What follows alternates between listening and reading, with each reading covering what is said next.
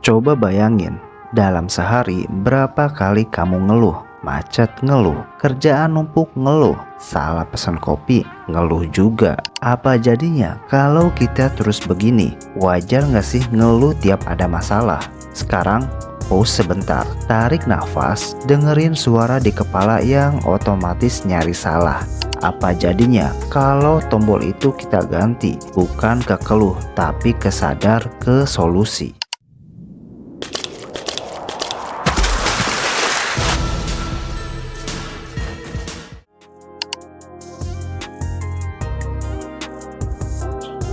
Pertama, katarsis. Ngeluh itu seperti membuka katup panci presto. Uap emosi melesat, dada terasa lapang, kepala sedikit lebih ringan. Ada sensasi lega yang menipu. Lega, tapi sebentar. Kedua, validasi sosial. Saat kamu bilang, kerjaan gue gila banget, lalu teman menjawab, sama nih.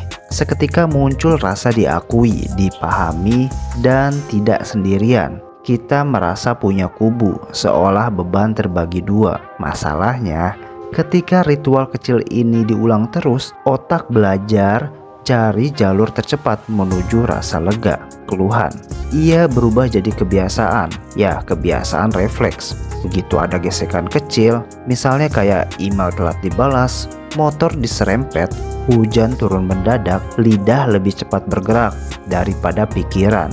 Keluhan meluncur sebelum kita sempat menilai skala masalahnya. Lama-lama, radar kita tersetel mencari yang salah, bukan yang mungkin diperbaiki. Kemampuan menunggu, mengamati, dan memilih respon menjadi kecil. Dan tanpa sadar, hidup terasa lebih sempit. Karena ruang yang semestinya dipakai mencari solusi, penuh oleh gema keluhan. Pelan-pelan, keluhan mengatur ritme, bukan kita lagi. Ketahanan pun akhirnya pudar.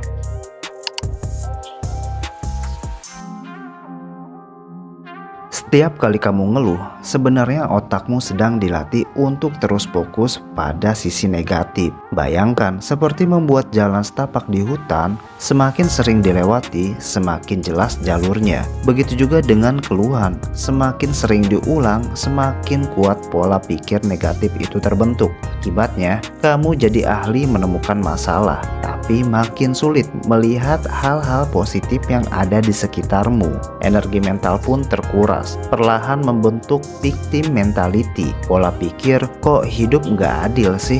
Yang bikin kita merasa terjebak dan tak berdaya. Lebih jauh lagi, dampaknya bisa merusak hubungan sosial. Orang di sekitar mungkin lelah mendengar keluhan yang sama tanpa ada perubahan nyata. Lambat laun, mereka menjaga jarak dan kita pun merasa makin terisolasi serta kesepian. Pada akhirnya, bukannya masalah selesai, justru kita kehilangan energi, fokus, bahkan dukungan yang seharusnya bisa menguatkan.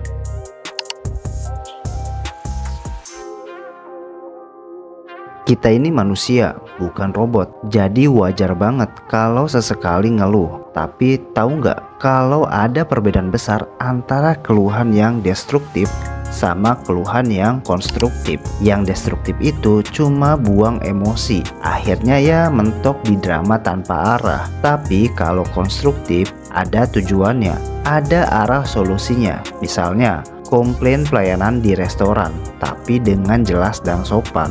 Hasilnya, masukan diterima, masalah bisa diperbaiki. Itu baru tegas sekaligus produktif. Curhat juga boleh, tapi anggap sebagai pit stop, tempat singgah sebentar buat lega. Nah, abis itu jangan berhenti di situ.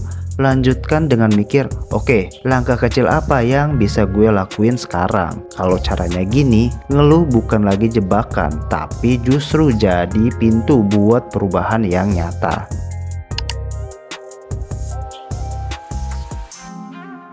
Pernah ngerasa kejebak dalam siklus ngeluh? Tenang, kamu gak sendirian, tapi ada cara simpel buat keluar dari lingkaran itu. Misal, macet biasanya bikin panas kepala kan? Tapi coba ubah sudut pandang. Anggap itu waktu bonus buat tamatkan podcast atau playlist favorit. Dari bete jadi me time. Daripada mikirin kenapa sih ini terjadi ke gue, ganti jadi oke, langkah kecil pertama apa yang bisa gue lakuin sekarang. Pertanyaan sederhana, tapi efeknya bikin pikiran lebih ringan. Coba setiap hari tulis 3 hal kecil yang berjalan baik, nggak perlu hal besar. Kopi enak atau cuaca cerah pun cukup. Latihan ini bikin otakmu terbiasa nyari positif. Tugas numpuk bikin stres. Mulai aja dari yang paling gampang, cukup 2 menit.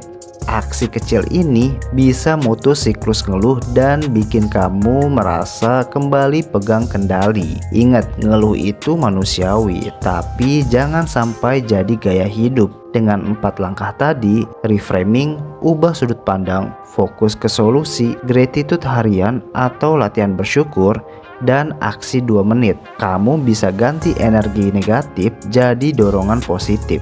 Jadi, apa langkah pertama kamu hari ini? Jadi intinya, ngeluh itu manusiawi, tapi jangan sampai jadi gaya hidup. Kalau kita bisa ubah sudut pandang, fokus ke solusi, latihan bersyukur, dan ambil aksi kecil, energi negatif bisa berubah jadi kekuatan buat maju. Coba 24 jam tanpa ngeluh. Setiap kali pengen ngomel, ganti dengan satu hal yang kamu syukuri. Catat, rasakan perubahannya, dan ceritakan pengalamanmu di kolom komentar. Siapa tahu cerita kamu bisa jadi inspirasi buat orang lain. Kalau video ini bermanfaat, jangan lupa klik subscribe dan bagikan ke temanmu yang sering merasa overwhelmed.